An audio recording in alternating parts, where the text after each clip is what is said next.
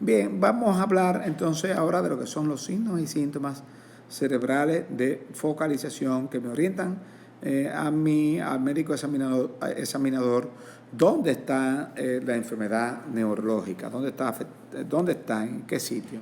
Y aquí vamos a conocer ya prácticamente el examen neurológico per se. Vamos a ver lo que son los pares craneales, conocerlo cada uno y su examen, son riquísimos desde el punto de vista semiológico, conocer e identificar las alteraciones de pares craneales, y usted puede diagnosticar muchísimas enfermedades conociendo estos pares craneales, evaluar la fuerza muscular, cómo está la fuerza muscular, evaluar los reflejos, evaluar la sensibilidad, saber evaluar el tono muscular, la coordinación motora, las alteraciones que hay de la marcha, las alteraciones que hay del habla y la presencia o no de signos de irritación meningea o meningismo. Vamos a ver todo esto, toda esta parte. Nosotros vamos a enfocarnos ahora en los pares craneales, que es bastante extenso, y luego dejaremos ya el resto de ese examen neurológico que tiene que ver con los signos y síntomas cerebrales de focalización para una segunda presentación. Los pares craneales, un breve repaso de cada uno de ellos, siempre es importante, no podemos hablar del examen de los pares craneales si no lo conocemos. El primer par craneal es el olfatorio, mírenlo aquí, el primer par craneal. Los pares craneales se van enumerando desde el 1 hasta el 12 en el orden que van apareciendo desde adelante hacia atrás en la anatomía del encéfalo. El primero es el olfatorio, es un par craneal sensitivo que recoge el olfato. Voy a mencionar cosas sencillas ahora. El segundo par craneal es el óptico, el cual también es un par craneal sensitivo que es el nervio de la visión, obviamente. Y ambos pares craneales tienen una particularidad. Todos los pares craneales tienen un origen intracraneal, pero tanto el olfatorio como el óptico tienen origen extracraneal. Es decir, la primera neurona o la neurona sensitiva de la vía olfatoria se encuentra en el cornete nasal y luego hace sinapsis con otra neurona, y este axón, el nervio olfatorio, realmente lo que está haciendo es entrando al cráneo. Igual que el nervio óptico, los conos y bastones, que son las neuronas que están en la retina, forman el nervio óptico que entra al endocráneo por el agujero óptico. Siempre en anatomía decimos que por el agujero óptico sale el nervio óptico, y es lo contrario, entra el nervio óptico. Luego tenemos los pares craneales oculomotores, vamos a verlos los tres juntos aquí, que son el tercer par craneal o nervio motor ocular común, que inerva todos los músculos extraoculares, excepto el recto externo del ojo y el oblicuo superior. Y luego tenemos el cuarto par craneal, que inerva el oblicuo superior o nervio troclear o patético también llamado. Mírenlo que sale por aquí, aquí va el tercero, aquí va el cuarto. Luego saltamos al sexto, dejamos al quinto para después, porque estamos hablando de los pares craneales oculomotores. El sexto par craneal, que es el nervio abducen o motor ocular externo, que le da inervación al recto externo del ojo. Esos pares craneales todos son motores porque dan inervación motora a los músculos extraoculares, pero el tercer par craneal tiene un componente parasimpático que contrae la pupila, que no lo tienen ni el patético ni lo tienen el sexto par craneal o abducen. Luego tenemos el quinto par craneal, mire qué grande es, que es el trigémino, que tiene 3 ramas, es un par craneal que es sensitivo y motor. La parte sensitiva le da sensibilidad a la cara en sus 3 ramas, la rama mandibular, maxilar y oftálmica.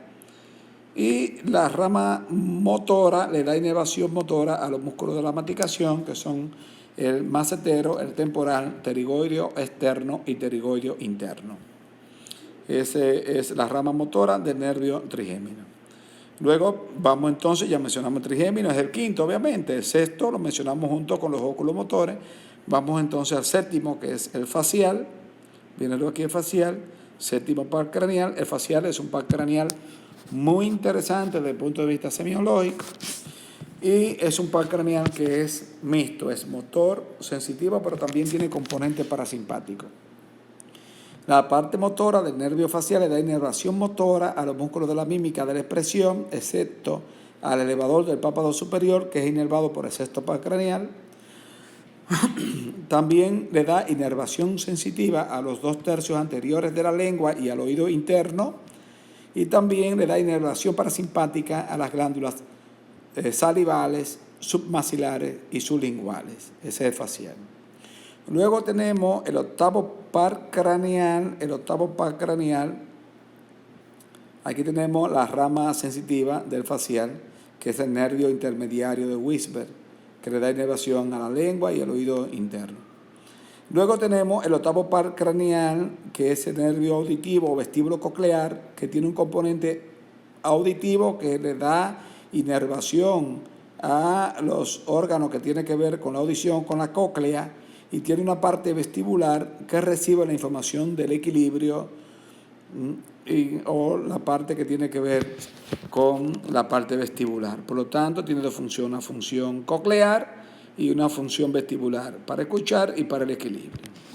Luego tenemos el noveno par craneal, que es el glosofaringeo, que es un par craneal también mixto, motor y sensitivo, y también parasimpático. Le da inervación motora y sensitiva a la faringe, a los órganos de la deglución, inervación sensitiva al tercio posterior de la lengua, y también con su componente parasimpático le da inervación parasimpática a la glándula parótida,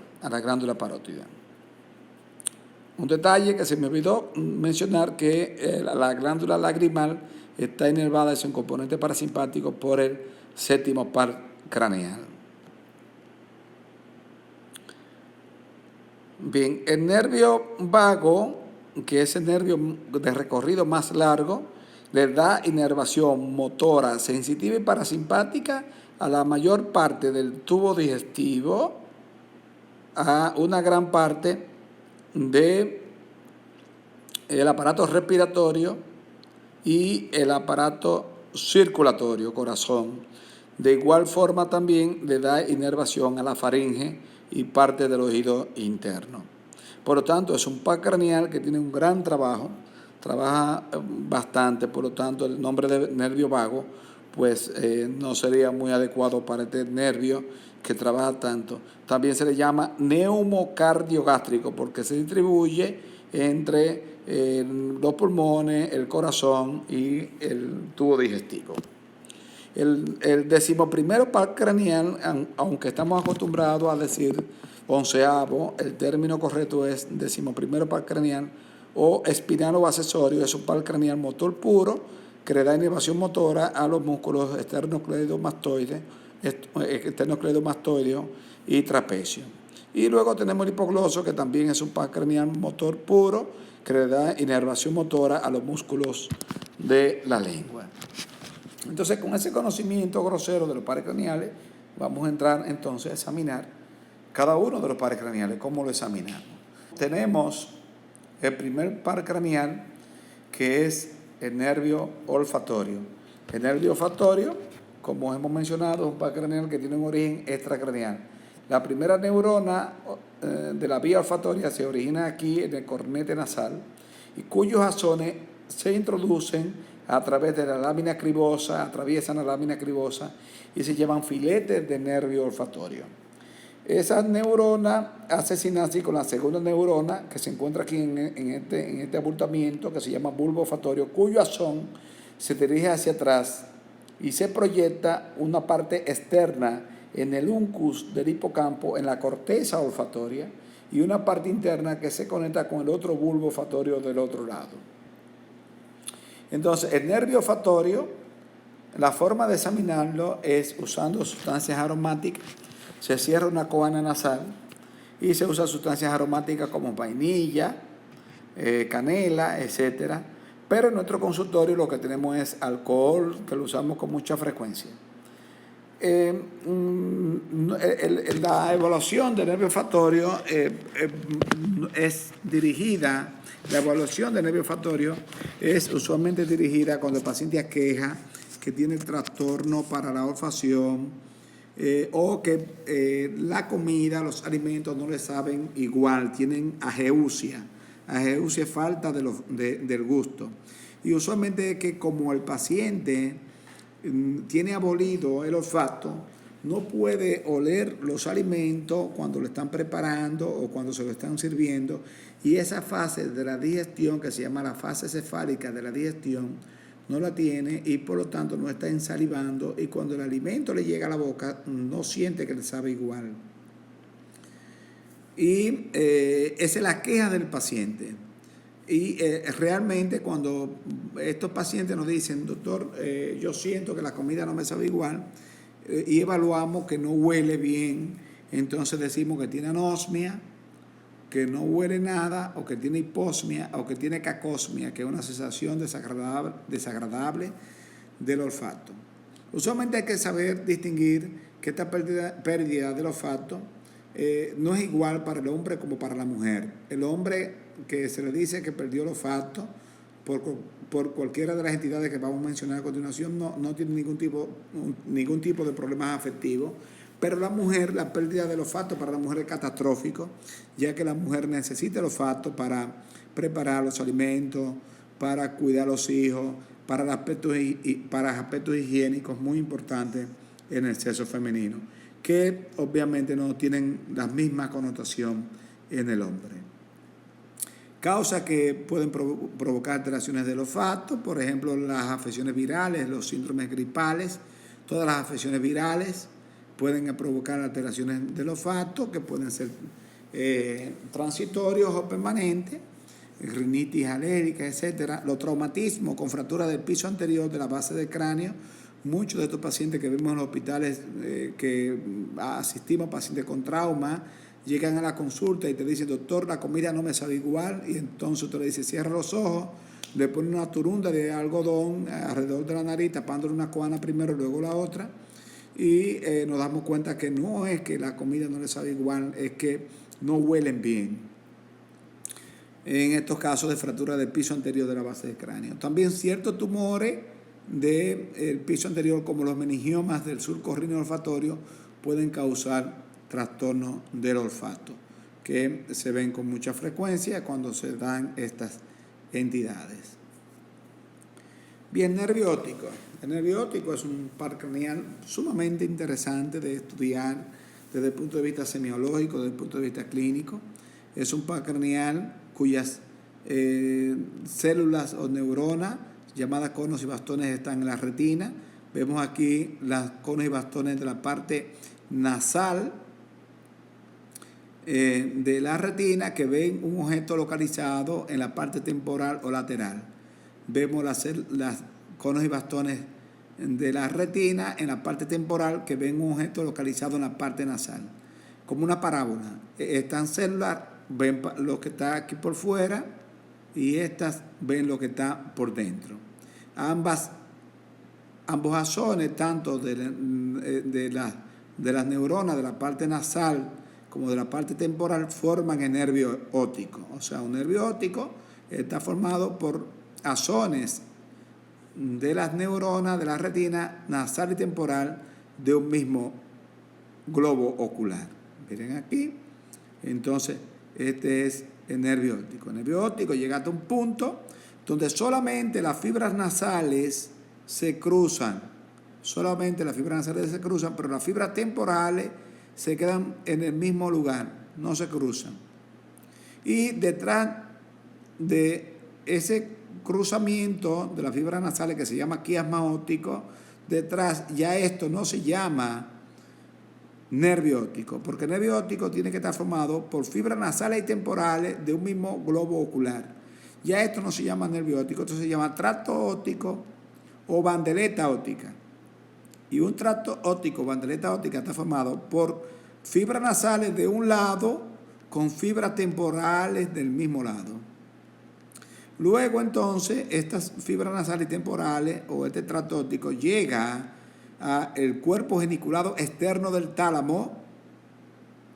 Recuerden la neuroanatomía, que en la parte posterior del tálamo se encuentran unas elevaciones de sustancia que se llaman los cuerpos geniculados externos e internos. En el cuerpo geniculado externo del tálamo, entonces llega a la vía visual, y desde aquí hace otra proyección, otra neurona hace una proyección llamada radiaciones ópticas que llega hasta la cisura calcarina en el lóbulo occipital, donde se forma la imagen. Es decir, la vía visual es como una cámara. Esta es una cámara que usted tiene en una casa para que le vigile una zona de la casa determinada. Tiene el cable de la cámara y tiene el monitor o la televisión donde se forma la imagen.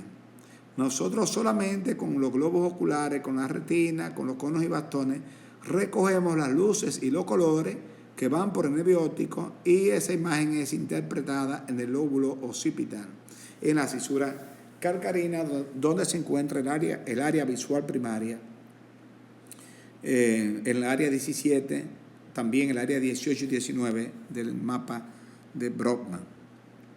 Bien. Hay algo muy interesante con la vía visual. Todo esto es muy interesante que usted lo mantenga pendiente sobre las fibras nasales, fibras temporales y dónde se cruzan, porque lo vamos a explicar más hacia adelante. Pero hay algo muy interesante que tiene que ver con el reflejo fotomotor. Seguimos aquí con el nervio óptico. El nervio óptico, vamos aquí hacia los cuerpos geniculados externos del tálamo. Sucede que el cuerpo geniculado externo del tálamo se conecta con el mesencéfalo a través del brazo conjuntival, específicamente con los colículos superiores. Y los colículos superiores se va a conectar a través del núcleo de Edinger-Westphal con el tercer par craneal, que es el nervio motor ocular común. Por lo tanto, la vía visual está conectado con el tercer par craneal, con el nervio motor ocular común, a través del núcleo de Edinger-Westphal. Y esto es muy importante para el reflejo fotomotor, como lo voy a explicar a continuación, y pongan mucha atención en este sentido. Mírenlo aquí, cómo se conecta a través del brazo conjuntival, y vamos a explicar lo siguiente. Yo hago un estímulo visual aquí con una linterna. Ese estímulo visual entra por aquí, por el nervio óptico, viaja hacia los cuerpos geniculados externos del tálamo, de aquí a través del brazo conjuntival, viaja hacia los colículos superior y viaja hacia el tercer par craneal, a la porción parasimpática del tercer par craneal que llega hasta el ganglio ciliar, y este axón del ganglio ciliar se va a la pupila y se contrae la pupila. Por lo tanto, la luz viaja por el nervio óptico, pero la contracción de la pupila lo hace a través del tercer par craneal o el nervio motor ocular común, específicamente a través de su fibra parasimpática. Ahora, hay un fenómeno muy interesante. Fíjense que aquí, a nivel de los colículos superiores, fibras de este lado se cruzan para este lado. Cuando hago un estímulo luminoso de este lado, no solamente se contrae la pupila. Cuando se contrae la pupila, esto se llama reflejo fotomotor directo. Pero también se contrae la pupila contraria que no está siendo estimulada, y eso se llama reflejo fotomotor cruzado o consensuado, cruzado. Si elaboro un estímulo aquí, también se contrae esta pupila porque el estímulo luminoso entra por aquí. Ahora, si hay algún daño en alguna de estas estructuras, pues entonces no voy a encontrar este reflejo fotomotor de forma adecuada. Bien. Entonces, ¿cuáles son las alteraciones que tienen que ver con la vía visual que a nosotros, los neurólogos, neurocirujanos, recuerden que esta asignatura es neurociencia y que, vuelvo y siempre repito, no soy neurólogo, soy neurocirujano, pero bueno, es lo mismo desde el punto de vista semiológico. Y las alteraciones que vamos a ver, que tienen que ver con el nervio óptico y de interés neurológico, son las siguientes. Vamos a ver alteraciones visuales que tienen que ver con afecciones neurológicas. No me quiero referir a esto, a los problemas refractarios de miopía, astigmatismo, estos problemas de presbicia, Después de los 40 años, todo el mundo tiene que alejar los objetos para poderlo ver bien, las letras, tiene que usar lente correctivo para acomodar la visión. No me estoy refiriendo a eso, me estoy refiriendo a un paciente que tenga ya problemas refractarios o no, pero que tenga un deterioro progresivo de la visión. En términos de semanas o meses puede tener una afección neurológica. Por ejemplo, cuando hay hipertensión intracraniana, pues el nervio óptico se puede dañar de forma significativa, provocando una disminución importante de la agudeza visual y aguda, incluso llegar hasta la ceguera. También podemos ver alteraciones pupilares. Viendo la pupila, dentro de las alteraciones pupilares hay varios tipos de alteraciones pupilares. Una pupila normal sería como esta, una pupila recogida como esta. Incluso la pupila tiene el tamaño de acuerdo a la cantidad de luz que hay en una habitación. Una pupila normal se puede medir en milímetros, se contrae usualmente a la luz y se contrae la otra pupila contralateral cuando le estimula. Pero hay alteraciones pupilares que son muy importantes y vamos a ver cuáles son. Vemos la anisocoria. La anisocoria cuando hay una pupila más grande que la otra o más pequeña que la otra. En el caso más grande que la otra es muy importante. Todas las personas tienen una pequeña diferencia. Si ustedes se ven entre un compañero y otro, ven que hay una pequeña diferencia entre una pupila y otra milimétrica, que no es importante. La anisocoria es importante cuando es así grosera. La anisocoria, desde el punto de vista neurológico, podemos distinguir varios cuadros muy importantes. Un paciente en coma profundo, en estupor o coma por un trauma, por un accidente, por un tumor cerebral, puede estar anisocórico en coma profundo porque tiene un hematoma de este lado que le está comprimiendo el tercer par craneal, su fibra parasimpática, y se lo está dañando y está permitiendo entonces que la pupila se dilate de este lado. Esto es una emergencia. Ahora, un paciente, por ejemplo, que llegue caminando con anisocoria, lo más probable es que tuvo un trauma ocular y ese núcleo, que es el núcleo ciliar, que está dentro de la cavidad orbitaria, está siendo comprimido por un hematoma retroocular. Un paciente con equimosis periorbitaria, llega consciente, llega hablando, con historia de que recibió un trauma ocular, hubo otro problema, una infección dentro de la cavidad orbitaria, edema, inflamación, etc. Puede estar anisocórico, pero consciente, y es por lesión del núcleo ciliar, de este núcleo que está aquí, y el neurólogo o el neurocirujano está más tranquilo porque esto no compromete la vida del paciente de forma inmediata. Cuando compromete la vida del paciente de forma inmediata es cuando el paciente está en estupor o coma. Estamos hablando de anisocoria a expensa de midriasis, pero hay anisocoria a expensa de miosis. Cuando hay miosis, podemos encontrar lo que se llama el síndrome de Horner, que hay miosis, como dice aquí, hay ptosis palpebral y hay enoftalmo. El ojo está un poquito hacia adentro y este síndrome de Horner es por lesión de la cadena simpática a nivel del cuello. Cuando hay algún tipo de tumoración a nivel del cuello, los pacientes que le hacen bloqueo clavicular, los anestesiólogos que le hacen bloqueo clavicular pueden lesionar el ganglio estrellado y provocar un síndrome de Horner. Cuando nosotros hacemos cirugía en el cuello por hernia cervical, si disecamos mucho los músculos paravertebrales cervicales, podemos provocar lesión del pleso simpático, de la cadena simpática a nivel del cuello y provocar un síndrome de Horner. En traumatismo cervical provocamos un síndrome de Horner. Se le llama síndrome de Bernard Horner o de Horner. Cualquiera de los dos pueden estar. También podemos ver una pupila de Adie, que es una pupila patológica, que es una pupila donde hay alteraciones para la contracción pupilar cuando se estimula. Igual forma la pupila de Agin Robinson, donde el disco pupilar está alterado, o la pupila de Marcus Kuhn, que es una pupila que se contrae y se dilata parcialmente porque no tiene una muy buena respuesta a la luz. Son alteraciones pupilares muy importantes a tomarlas en cuenta en el examen oftalmológico, que tiene importancia desde el punto de vista neurológico.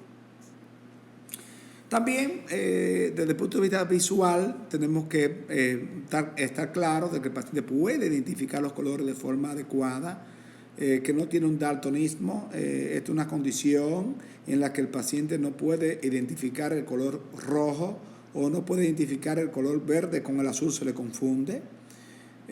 También podemos ver alteraciones en el fondo de ojo. Esta es la forma como se realiza el fondo de ojo. Para realizar un fondo de ojo adecuado hay que dilatar la pupila con gotas de atropina y poder entrar con el oftalmoscopio donde vemos los vasos retinianos, cómo se cruzan y cómo están los bordes de la papila óptica bien claro y bien delimitado en un fondo de ojo normal.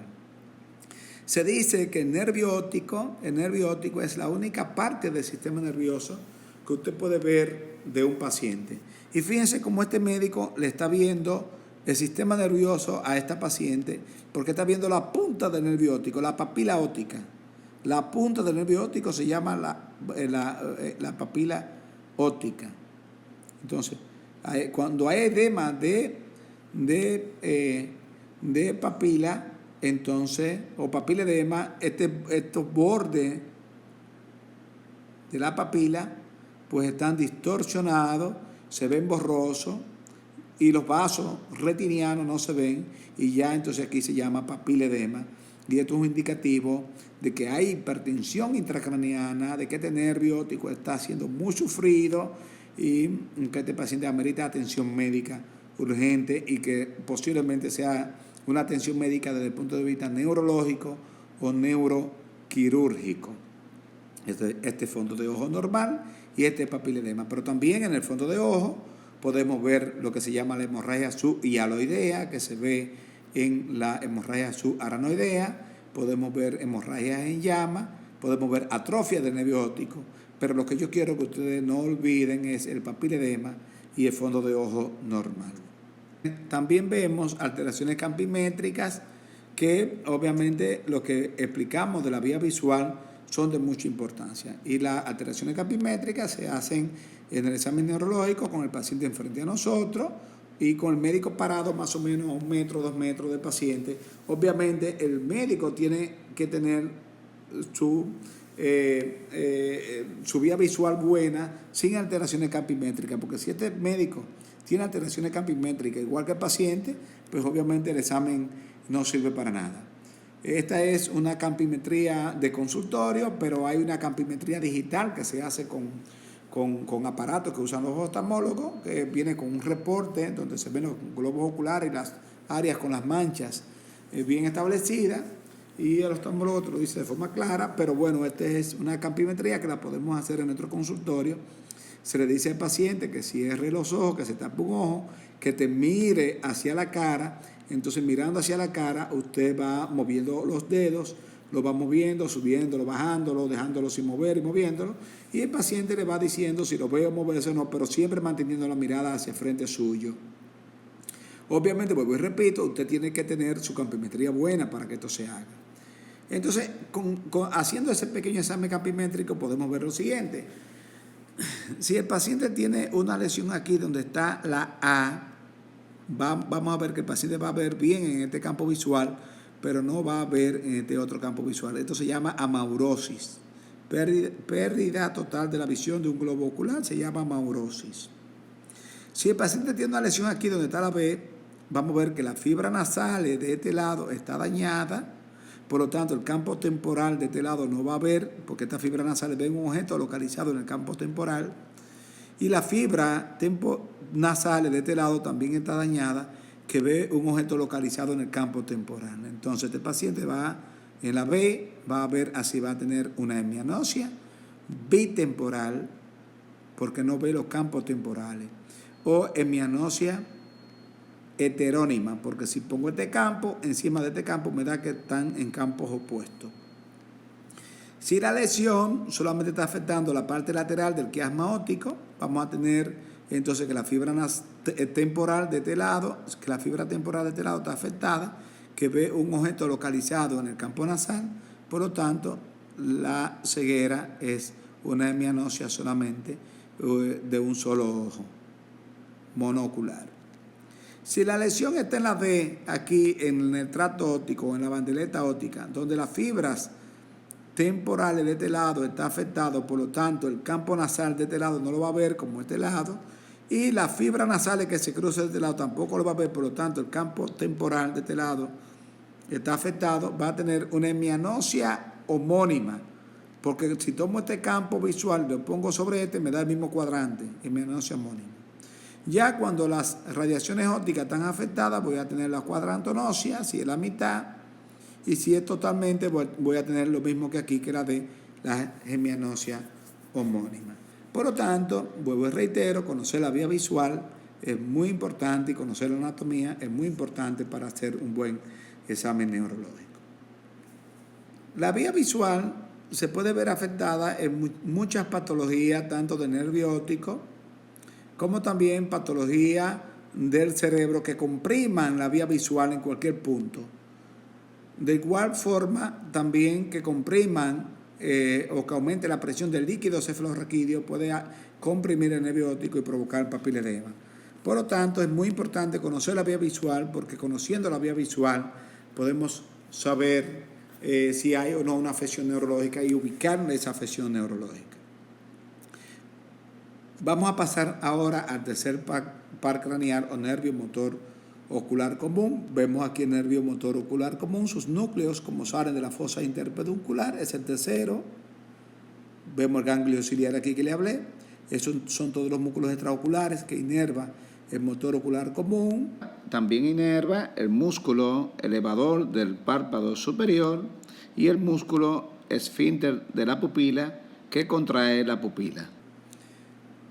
Y vemos aquí, ya para terminar, el cuarto par craneal, su núcleo como da la vuelta, o el patético que inerva el oblicuo superior del ojo aquí arriba. Y vemos el sexto par craneal, su núcleo como inerva el recto externo del ojo. Entonces, el que nos interesa ahora es el tercer par craneal, como entra por hendidura esfenoidal en la cavidad orbitaria e inerva los músculos extraoculares, incluyendo el esfínter de la pupila y el elevador del párpado superior. Por lo tanto, el tercer par craneal o nervio motor ocular común es un nervio que lleva el ojo hacia adentro, que también cierra el párpado y que también contrae la pupila. Y su alteración podemos verla en un sinnúmero de patologías. Decimos siempre que este par craneal es el único par craneal que podemos evaluar en un paciente en coma, porque un paciente que esté en coma no necesita ninguna cooperación del paciente para abrir los ojos con nuestras manos y ver que hay una pupila dilatada y la otra no. Ya inmediatamente yo me doy cuenta de que este par craneal está afectado, y por lo tanto decimos que el único par craneal que no necesitamos la participación del paciente es el tercer par craneal, porque solamente con ver la dilatación pupilar me da una información muy importante de que está afectado. Recuerden que el esfínter de la pupila, con la contracción pupilar, aunque la luz entra por el nervio óptico, lo vimos en el nervio óptico, la contracción de la pupila la da el tercer par craneal. También en el tercer par craneal podemos ver que puede haber tosis palpebral. Por ejemplo, un paciente diabético puede debutar con una tosis palpebral de forma súbita.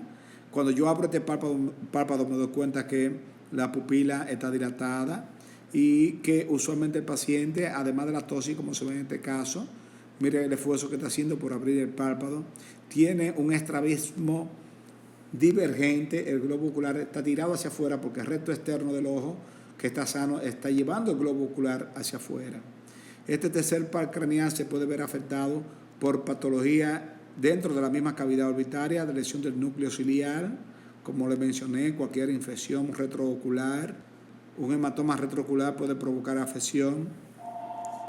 Puede también verse afectado en un traumatismo de cráneo, cuando este tercer par craneal está comprimido en su trayecto por un hematoma. Puede verse afectado también cuando hay una lesión del seno cavernoso. Ciertos tumores del seno cavernoso pueden producir un síndrome que se llama síndrome de Talosa-Jung.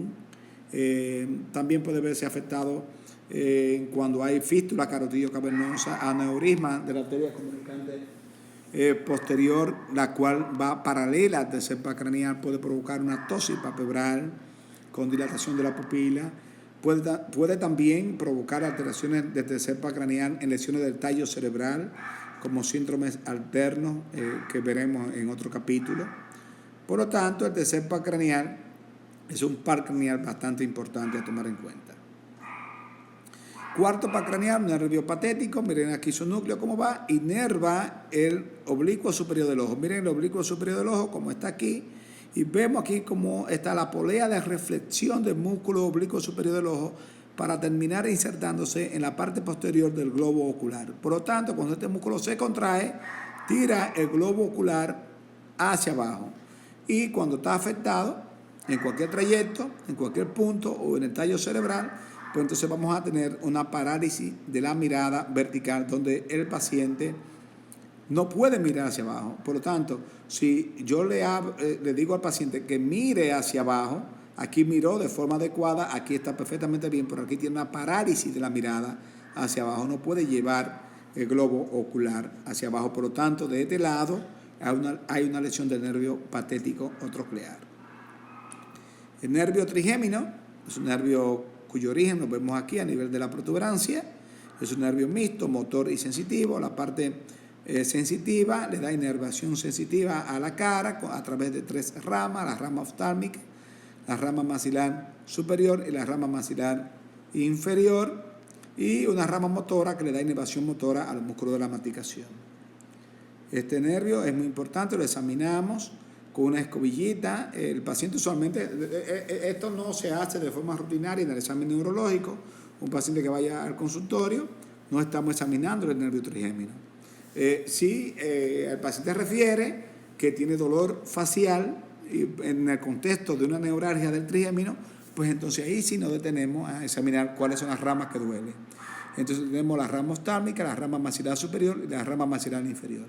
La neuralgia del trigémino es una entidad patológica que vemos con mucha frecuencia en nuestra práctica. Es que hay una arteria que comprime el nervio trigémino en su tronco, en su salida, y provoca un dolor lacerante en una hemicara que toma una o 2 ramas del nervio trigémino, en muy raras ocasiones las 3 ramas del nervio trigémino. Esa ráfaga de dolor dura prácticamente segundos, 10 segundos.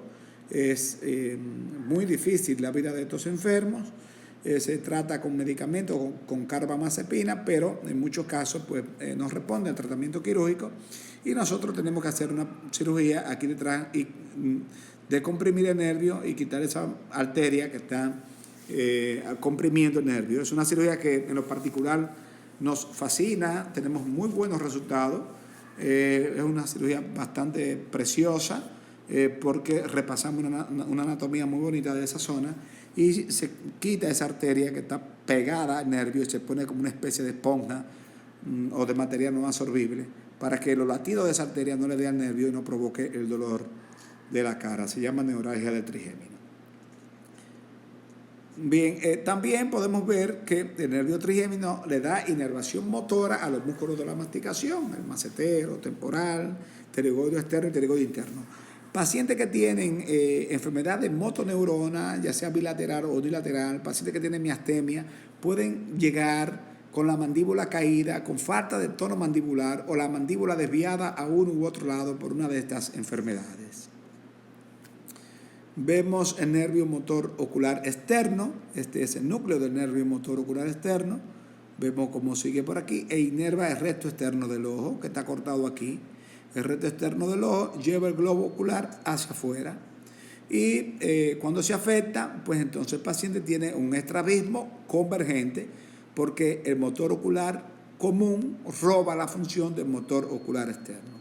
Yo quiero aquí hacer una reflexión muy importante en estos casos, porque es muy común que se encuentren niños con tumores de fosa craneana posterior, que son frecuentes niños, que se presenten con estrabismo convergente y que los oftalmólogos le indiquen lente correctivo y pase desapercibido porque hay mucha neuroplasticidad en estos niños y estos tumores pueden alcanzar grandes volúmenes solamente provocando una afección de sexto par craneal, que es el par craneal que tiene el recorrido intracraneal más largo, y es la única manifestación que hacen estos niños es con este estrabismo convergente. Hasta que desarrollan otros síntomas, porque el tumor es tan bien grande, entonces no se detecta la enfermedad y el niño se pasó un tiempo usando lente correctivo pensando que era un problema de estrabismo de estos que son muy comunes en los niños. Por eso, ante todo niño con trastornos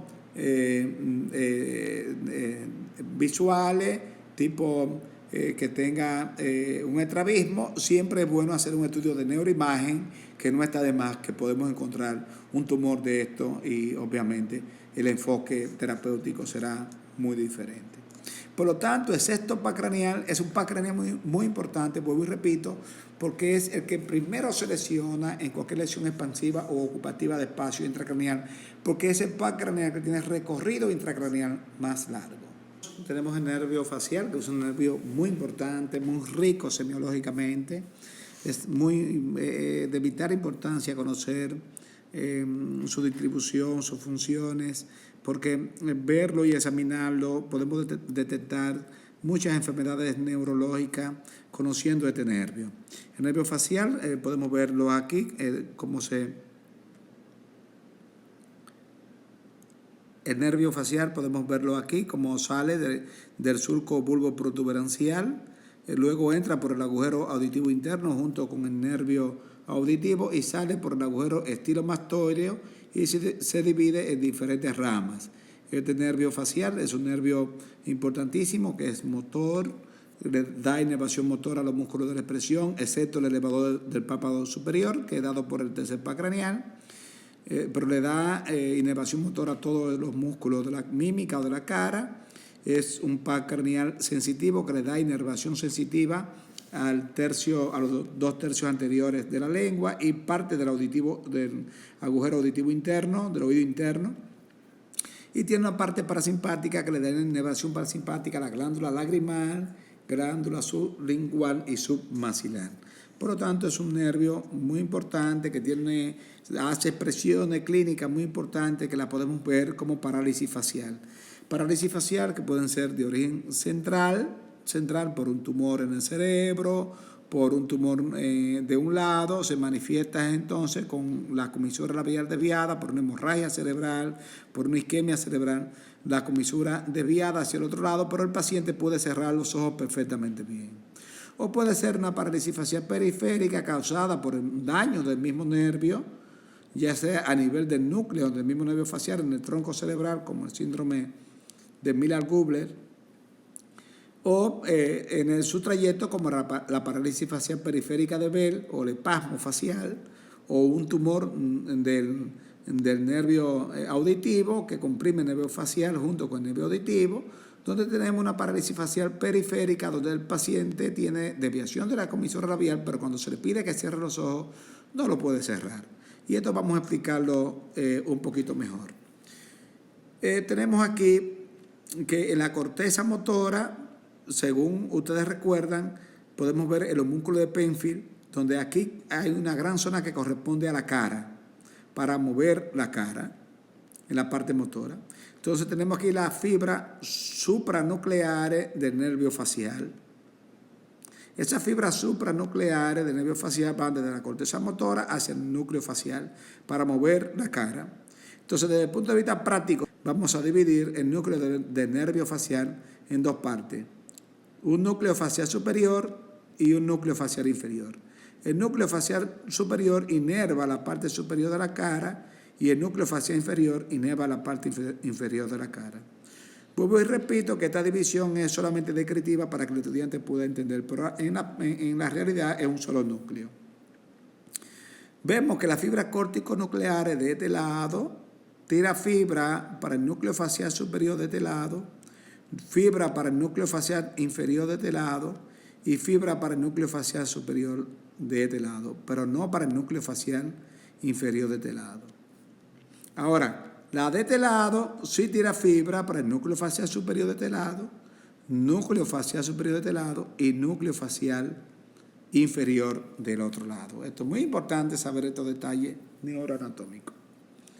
Si hay una lesión aquí arriba por un tumor cerebral, por una isquemia cerebral, el paciente solo va a tener desviación de la comisura labial, pero cuando usted le pida que cierre los ojos, lo va a cerrar adecuadamente. No va a tener problema para cerrar los ojos. ¿Por qué?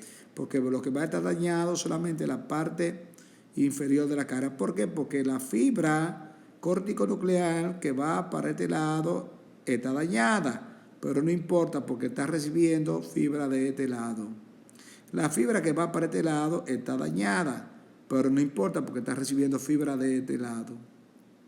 Ahora la fibra que va desde este lado para acá abajo está dañada y sí importa, y de aquí sale la rama que va a inervar la parte inferior de la cara.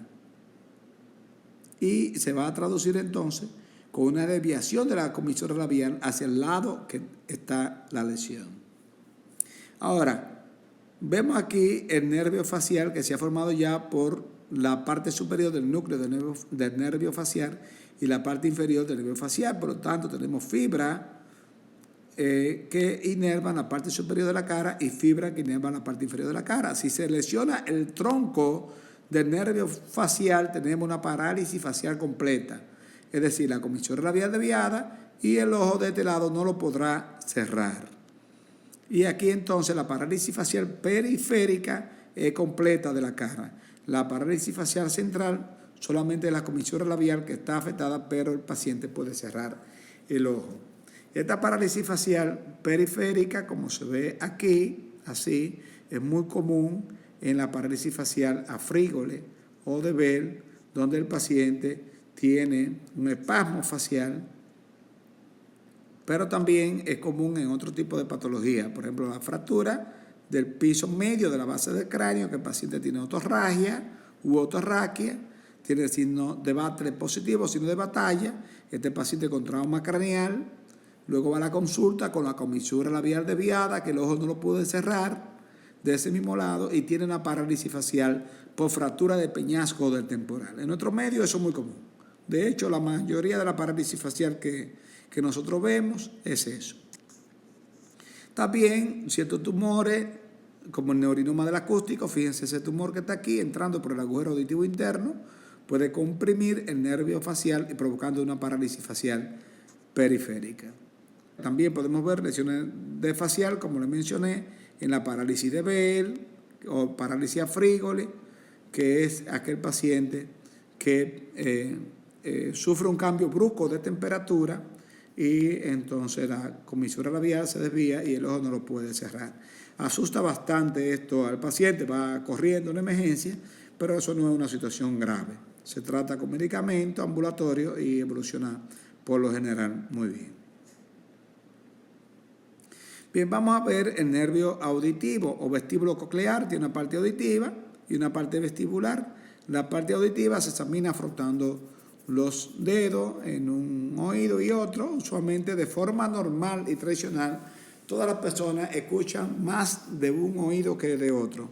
Por eso se puede preguntar todos ustedes por qué toman el teléfono habitualmente de un lado y no del otro. Y es que normalmente se escucha más de un lado que del otro lado. Los problemas auditivos pueden ser debidos a tumores, como los que vimos anteriormente. Un tumor como este puede provocar hipoacusia o acusia. Pero también se ven problemas degenerativos conforme pasa la edad, pues la persona va perdiendo la audición. También puede verse afectada la parte vestibular, y en esa parte vestibular, en los vértigos, tenemos por ejemplo el vértigo de Meniere, donde se afecta la endolinfa, que es un líquido que ayuda a mantener el equilibrio corporal, y entonces se hacen estas pruebas, que la prueba de Romberg, se para el paciente de pie, se le pide que abra los brazos, que cierre los ojos, que camine sobre una línea recta, y si este paciente se cae hacia uno lado o a otro lado, pues entonces tiene la prueba de Romberg positiva y tiene trastornos vestibulares. El equilibrio no solamente participa el oído interno por su rama vestibular, también participa el cerebelo y la médula espinal. Por lo tanto, el equilibrio es complejo, pero la parte auditiva o vestibular se lleva la mayor parte. Bien, el nervio glosofaríngeo y el vago, aquí lo vemos, el glosofaríngeo, mírenlo aquí cómo está, y el vago que es este que está aquí, que es bien grande, salen por el surco posterolateral del bulbo raquídeo. Estos dos pares craneales se examinan juntos. Y se le pide al paciente que abra la boca, se toca con un hisopo la parte del paladar blando y se ve cómo se contrae el paladar blando cuando se toca y se eleva. Si hay lesión del glosofaringeo, se puede observar que hay una parálisis de la úvula palatina, no se contrae. Se puede tocar con este hisopo también el pilar anterior o pilar posterior. Este es el pilar anterior, este es el pilar posterior, este es la úvula palatina, este es paladar blando, aquí está la amígdala. Y ese espacio que hay entre una amígdala, entre un pilar y otro, se llama istmo de la fauce. El pilar anterior se le llama también palato gloso y el pilar posterior también se le llama palato faríngeo.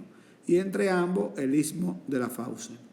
Entonces, puedo tocar aquí con el hisopo el pilar anterior y este tiene que contraerse. Al igual que como toque aquí, puedo provocar el reflejo nauseabundo con una espátula o con un hisopo cuando toco la parte posterior de la lengua. Aquí entonces examinamos tanto el glosofaringeo como el vago, es la forma de examinar los ambos pares craneales. Igual a través de una laringoscopía indirecta, la laringoscopía para ver las cuerdas vocales que son estas, hacia allá está la entrada de la laringe, puede ser directa, que con una camarita, como hacen los otorrinos, y la indirecta, que podemos hacerla en nuestro consultorio con un espejito. Ustedes pueden ver las cuerdas vocales, pedirle al paciente que diga A, y usted va a ver cómo se mueven las cuerdas vocales. Si hay una parálisis de la cuerda vocal, pueden deducir entonces que hay una lesión de estos pares craneales bajos. Puede haber parálisis bilateral de las cuerdas vocales en las enfermedades de motoneurona, en esclerosis múltiples, etc. Usualmente los pacientes que tienen lesiones de pares craneales bajos también tienen trastornos para la deglución. Si comen muy rápido, las comidas se les va, como dicen, por el camino viejo, se atragantan. Usualmente sufren de apnea del sueño, tienen que dormir con varias almohadas porque en la noche sienten como que se están ahogando. Y no es más que afectaciones o lesiones de pares craneales bajos. Así se englomeran estas entidades. Bien, el espinal o accesorio le da inervación a los músculos esternocleidomastoides y a los músculos trapecios. Y vemos, por ejemplo, como este paciente tiene una lesión del nervio espinal unilateral y este tiene una lesión del nervio espinal bilateral. Puede ser por tumores en cualquier trayecto del nervio espinal, tumores de fosa craneana posterior, tumores de ángulo pontocerebeloso. En este caso, que es bilateral, es por una enfermedad de motoneurona que da lesiones difusas, no focales.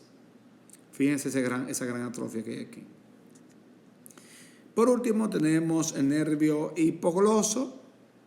Le llaman hipogloso mayor, no sé por qué, porque no hay un hipogloso menor. Es el nervio hipogloso, mírenlo aquí, cómo sale.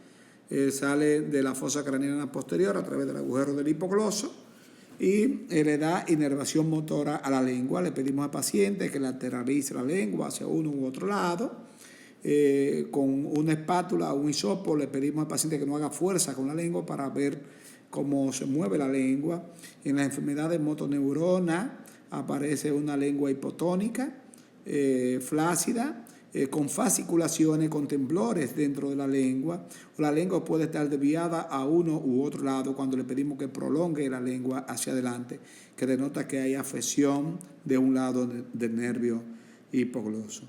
Pues le digo que el examen neurológico va dirigido, no es que nosotros vamos a examinar cada par craneal uno por uno en un paciente. Si un paciente me llega caminando, por ejemplo, y me dice, mire doctor, yo vengo aquí porque tengo trastorno para la marcha, me caigo con mucha facilidad y tengo dificultad para tragar, ya yo voy orientando mi examen neurológico y me voy directamente a los pares craneales bajos. Ya entonces examino el hipogloso, el glosofaringeo, el vago y me voy a la parte vestibular, ya me está orientando que la enfermedad vestibular y ya no tengo que buscar nada que ver con la vía visual. El paciente llega caminando, no me está haciendo referencia a la vía visual.